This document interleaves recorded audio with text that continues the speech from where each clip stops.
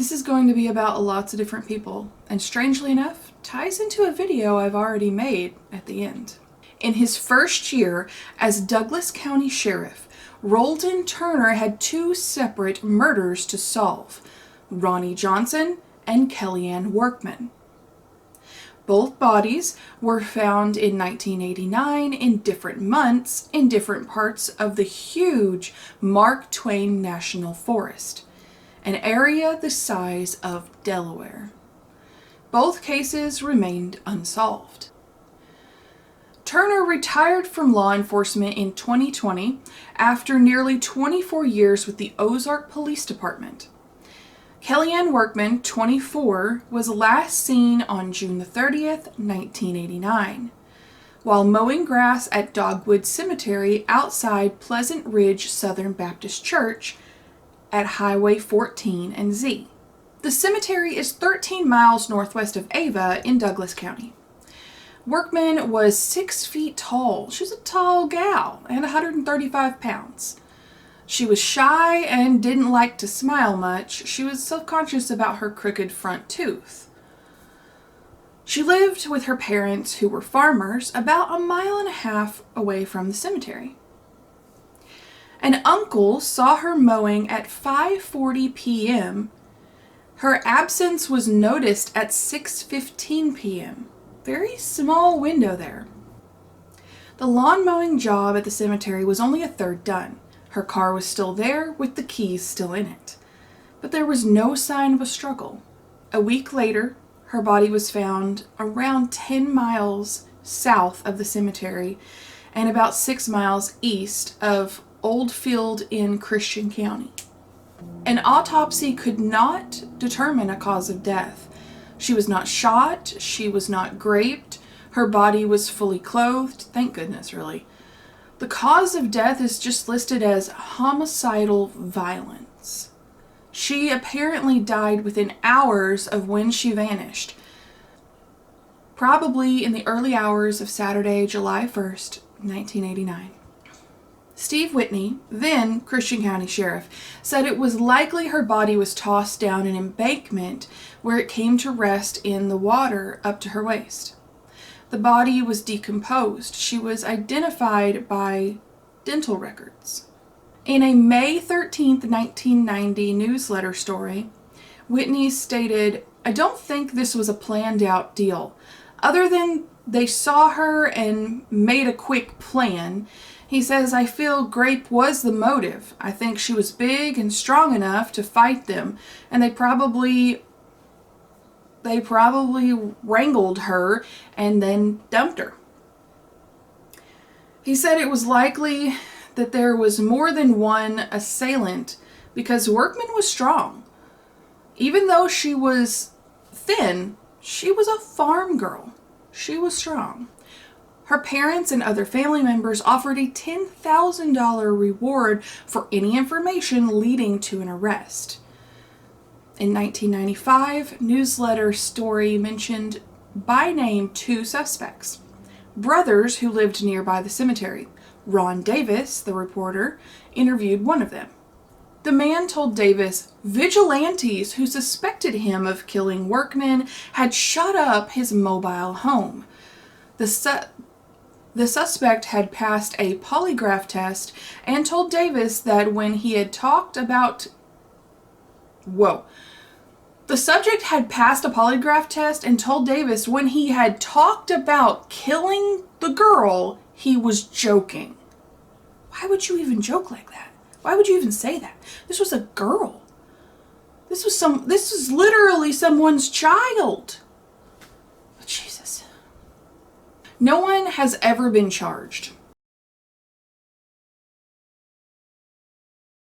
Since her death in 1989, her family has reached out to law enforcement agencies involved in the investigation on numerous occasions.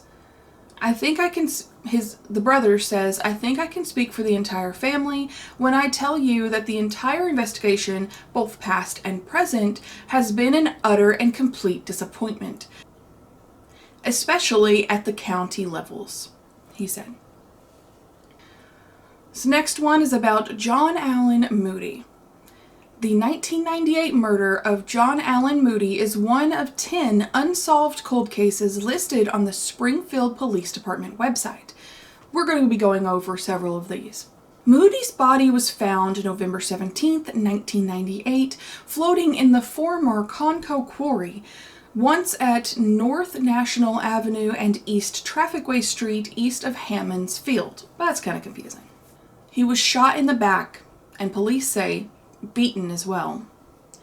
According to Newsletter reporting at the time, investigators believe Moody, 23, actually was killed on October 28, 1998, weeks before his body was found. The body was discovered by a Conco employee. Moody had not been reported missing. Family members told police it was because it wasn't unusual for him to not be in contact with his family for long stretches of time. Steve Hamilton was a Springfield police lieutenant at the time. He stated, "There are many possibilities in the death of Mr. Moody. Drugs is a possibility, lifestyle is a possibility that may play a role in his death." Mr. Moody's father, Jim, wrote a letter about his son that he gave to the media. He loved tinkering with cars, being outdoors, and being a loyal friend. He may have been lost at times, but who of us hasn't been lost? I always wanted my son to be a man of his word. I wanted a better life for him than I had. As time passes on, I am afraid my son's murderer or murderers will not be found. On to Paul Anstutz. I'm probably saying that wrong. Here's his name, because I'm probably saying it wrong. But Paul Anstutz was 26 and his wife, Amy, 30. They returned home on a Thursday night, October 8th, 1992, and surprised a burglar in their home at 2546 South Glenwood Terrace in the Brentwood Terrace subdivision. The burglar tried to flee out of the back, but Anstutz confronted him and the two got into a scuffle. The burglar shot Anstutz twice in the abdomen, one of the bullets severing a major artery, and Anstutz died an hour later at Cox Medical Center South. Anstutz was a carpenter at Killian Construction in Springfield. He was a brave, strong person, his mother told the Newsletter at the time. Amy Anstutz saw the burglar in the house. Police showed her a photo of a convicted burglar who was known in the area, and according to news stories, she identified the man as the intruder who killed her husband. Soon after the shooting, the suspect went to prison for 2 years for other burglary convictions, but he was never charged in the connection with Anstutz's murder. No one else has been. The news never named the suspect at the time, stating the name will not be released unless formal charges are filed by the Greene County Prosecutor's Office. Dave Bowden, a corporal with Springfield Police at the time, said in a news release, "Physical evidence gathered at and near the scene will be examined over the next several days to determine if the suspect can be linked to the crime." On July 10th, 1995, the news ran a story by reporter Robert Keyes with the headline, "Killing Solved, but Never Tried." It stated, "There was one suspect and he was named in the only 2 anonymous phone tips to police. Amy Anstutz saw the killer's face and later picked the suspect out in a face-to-face lineup and also by photo. The suspect surrendered to police a few days after the killing. He denied involvement. The problem with the case, according to the story, included the suspect had an alibi and police could not disprove it. Police never found the gun, and the widow's eyewitness account didn't persuade Greene County prosecutors to file the charges. The FBI considers eyewitnesses' identification notoriously unreliable. The story stated Dave Smith, then a sergeant, said, "We have to find someone with first-hand knowledge that he was out there that night."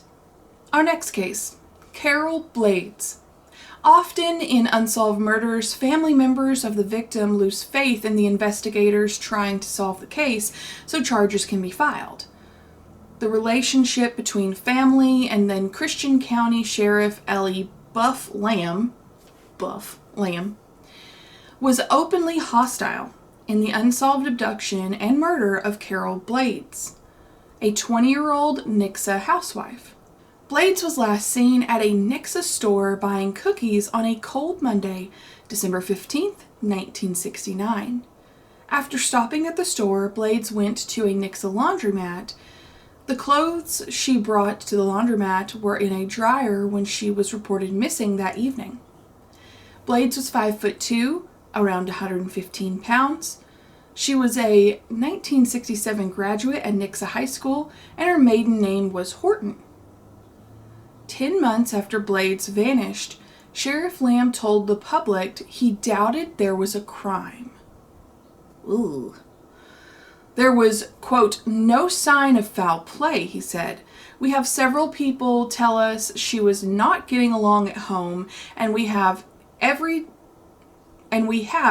time we get any kind of lead whatsoever, run down that lead." Blades' husband, Larry, and her parents, Louise and Geraldine Horton, took issue with the sheriff's comments. They pointed out that the couple had recently received word that they were approved to adopt a child, and earlier that day, Carol Blades had bought Christmas presents and set up the Christmas tree at home. And they asked who leaves their clothes in the dryer prior to running off. Wouldn't they take them with them? I agree. On Christmas Day, 1970, a year and 10 days after Blades disappeared, her body was found in Stone County, 12 miles away. Rancher Ernest Wilhelm discovered her skeletal remains on his farm 2 miles west of Ponce de Leon. I'm probably saying that wrong. He was looking for his cattle when he saw a white object in a grove of cedar trees, near a fallen tree. It was the skull of Carol Blades. It could not be determined how she was killed. The day she disappeared, Blades was driving in the couple's 1965 Chevy Impala. Her husband slept that day because he worked a third shift at Springday, that is a Springfield manufacturer. Soon after she disappeared, the car was discovered about a quarter of a mile from the laundromat. It had been abandoned on the shoulder of the highway, Highway 160. It was described in news stories as, quote, torn up. It was leaking oil badly, there was mud on the windshield, new scratches on both sides, and the antenna on the back was bent. Blades had filled up with gas that day, and investigators estimate 8.5 gallons were used. Some of that gas, but not all, could be accounted for the trip Blades took to the Kmart at Springfield to buy presents. The suspect apparently was spotted soon after the murder. 3 people in a vehicle spotted the Blades car as it pulled off of northbound Highway 160 onto the shoulder. A man, possibly the killer, exited the passenger side. He ran across a field in a southeast direction, and when he realized he was being observed by at least one of 3 people in the other car, he lifted his coat to hide his face. He ran into a grove of trees and a limb struck him in the face. That caused him to jerk the coat down. He was described as 5'9" or 10 inches tall, a white male with a darker complexion and black hair combed back. The coat was corduroy and possibly fleece-lined. He weighed estimated 150 to 160 pounds. A friend of the family found the keys to the Chevy Impala in the field that the man ran across. The 3 people at the time thought nothing of seeing the man dash across the field until the day they learned Blades was missing and her car was the one they had seen abandoned along Highway 160. Really? Nothing was weird about that. You see a man get out of the passenger side of a pretty messed up looking car, run across a field trying to hide his face and throwing the keys of the car.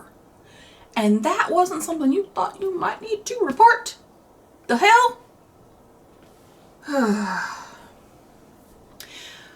Sheriff Lamb, who died at age 77 in 2001, was a former rodeo performer who, as sheriff, was known for straight talk and at times for roughing up those in custody.